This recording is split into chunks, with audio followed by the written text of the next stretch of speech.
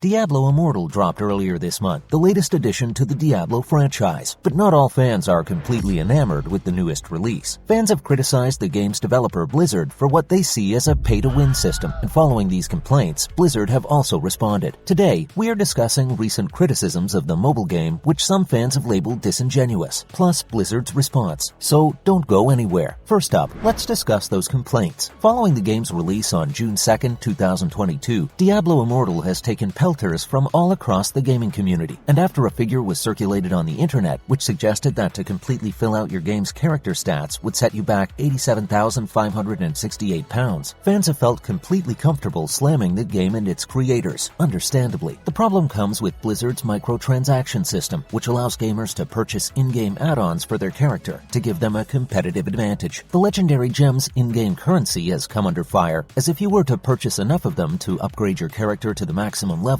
it would set you back as much as a Porsche 911. These gems can only be found in Legendary Crest, and of course, don't come free. Another Reddit user has pointed out that if you want to unlock your character's final resonating bonus, you can expect to pay between £40,000 and £48,000. I mean, what planet are we living on? The game's developer Blizzard recently revealed they would not be releasing the game in countries which have banned loot boxes, which is a dead giveaway of how much the in-game purchases are relied on by the company. Belgium and Holland are two such countries which have implemented these laws, and many believe rightfully so, which prompted Blizzard to claim they banned loot boxes thanks to the current operating conditions in these countries. What do you make of this? So, what else was said? Let's see. Well, at a time when global inflation is at an all-time high and supply chain problems have seen huge rises in everyday products as well as food, fans have pointed at the ethics of developers including loot boxes in their games. And a recent report from the Norwegian Consumer Council also said that companies who are targeting loot boxes and manipulative practices at kids should face far stronger restrictions. And the report also went one further by labeling these practices predatory, manipulative, and exceedingly aggressive, targeting consumer vulnerabilities at every opportunity. And of course, they're right. The report suggested that games such as FIFA 21, which uses these in-game purchases to draw in kids who want the best chance of beating their friends, are deceptive and shouldn't be allowed, as children aren't able to comprehend the fact that they are using real money. This issue regularly comes up, and this report, as well as fans all over the world, have suggested that governments can and should seriously consider banning these loot boxes, as regulators have seriously dropped the ball on this issue on the whole. If an elementary school-age student has the ability to spend thousands of pounds in-game, then there is an idea which suggests that the system has failed on a catastrophic level and needs a complete overhaul. Where do you guys stand on this issue? Let us know below. So what has Blizzard said? Of course, the company has defended themselves and see their behavior as completely acceptable, unsurprisingly. The recent criticisms even prompted the game's director to speak out after the company had been described as disingenuous, which could be the best way of describing their behavior. The game developer had posted on Reddit thread r/Diablo, suggesting there is no way to acquire or rank up gear using money, which is of course nonsensical. One prominent voice in the gaming community, known as Zizaran, then asked, what happened in 4 months? Or are the gems not considered gear? This prompted a response from Wyatt Cheng himself, who directed the game, saying, "Hey Ziz, I have been pretty upfront in many interviews, although apparently not in this post, that gear was the 12 item slots. In many interviews, I also clearly state that money can advance gems and legendary gems. I'm sorry this wasn't clear here." However, these comments were categorized as completely misleading, as they had led fans of the game to believe that the character's power couldn't be affected by purchasable items, which has, of course, turned out not to be the case. Cheng also reiterated that not being able to buy gear remains important to the team, before thanking Zizaran for checking out the game. I mean, suggesting that not being able to buy gear is important to the team is almost insulting. Where do you guys stand on this argument? What else went down between these two then? Well, as you might imagine, Norwegian Twitch streamer Zizaran, who has around 350,000 followers, wasn't willing to let the issue lie and basically accused Cheng of misleading fans. He went on to tweet, "The post you made comes across and as disingenuous and disappointing to people that have been fans of Blizzard for such a long time, and it makes it matter a lot less important if you can't literally buy gear when you basically can buy power anyway." This prompted Cheng to acknowledge that Zizaran's comments were totally fair criticism, but he also doubled down on his position that Blizzard had been completely upfront about the use of legendary crests and legendary gems, claiming that the original post which Zizaran had referenced was in response to someone who was talking about gear being purchasable with real currency. However, most gamers will see little difference in spending money on gems as opposed to gear, which has just been described as a loophole by critics. And with Blizzard's reputation potentially crumbling with this controversy, it remains to be seen if and how they will bounce back. However the company dressed up their controversial stance on in-game purchases, the fact remains remains that not only is it highly unethical, but they are also preying on children who don't understand the difference between virtual money and real cash purchases. What have you guys made of the latest Diablo game? Let us know below. So, how much do these microtransactions cost? Let's see. Well, non-gamers will probably be astounded. You would also think that a lot of people would never be drawn in by paying for add-ons in a free-to-play game, especially with a full version, Diablo 4, on the horizon. When you think about it, it's almost funny that people pay for the add-ons and microtransactions. The Empowered Battle Pass costs £4.49, while the Collector's Empowered Battle Pass costs £12.99. And then there is the Boon of Plenty, which costs £8.99. This means that across 1 month, you could be spending £25 on a free game. Add that up across the year, and that's £300. When you take into account that Diablo 4 will cost £70 for everything, then this starts to look even more insane. Even more surprising is the fact that the game has been downloaded more than 10 million times. So if just 1% of the customer base goes ahead with the microtransactions in the game, then that more than pays for the fact that the game is free. As long as companies keep including microtransactions in their games, which allows gamers to get ahead and improve their in-game character, then there are always going to be some people who decide to use the function. What do you guys think is the answer to microtransactions? Let us know below. And finally, we're talking about sexism in the AI field. Stay tuned. There has long been an argument which has suggested that AI presented as pretty girls is morally wrong, and PlayerUnknown's Battleground publisher Krafton have recently reignited the debate after presenting their latest effort as a seductive young woman who is even biting her tongue when looking at users. The first images of Anna were released earlier this week, which showed an East Asian lady with dyed hair and piercings, who does look incredibly real. The AI machine even has tattooed fingers, which are visible as she puts her hands towards her face to stare at users in a somewhat sensual way. Krafton's virtual human was announced earlier this year with the hope that they could create a virtual influencer like the robotic Instagrammer Michaela. And in some of the most bizarre recent trends, some people have taken up a worrying obsession with robots since the introduction of AI that could be manipulated by humans. And after the 2013 movie Her, about an AI voiced by Scarlett Johansson, a man in Hong Kong paid $50,000 to build an AI which looked exactly like her, raising concerns that sexism is alive and well in the field. This issue has prompted intense debate as to what is morally and ethically right if a machine became sentient, and over-sexualizing machines surely isn't helping. Where do you guys stand on this? As usual, thanks for stopping by today, and remember to join us again next time when we will be discussing all sorts of different bits and pieces. And why not do us a solid by liking and sharing today's video, as well as subscribing to our channel so you don't miss out on more great content in future. Bye!